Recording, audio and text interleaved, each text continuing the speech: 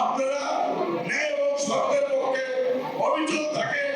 আগামী জাতীয় সংসদ নির্বাচনের আগে এমন একটি গণজাগরণ সৃষ্টি হবে, যারা আজকে ক্ষমতার স্বপ্ন দেখতেছে, যারা মন্ত্রিপরিষদ ভাগ করতেছে এবং যারা নাকি ওই বুর্জুয়া মাফিয়া এই 54 বছরের যারা দুঃশাসনের সাথে জড়িত, তাদের কিছু খয়রাতি দল আছে, ওই খয়রাতি দল পালাবার জায়গা থাকবে না। এই বাংলাদেশের মাটিতে ওই সমস্ত বেইমানের কোনো স্থান হবে না।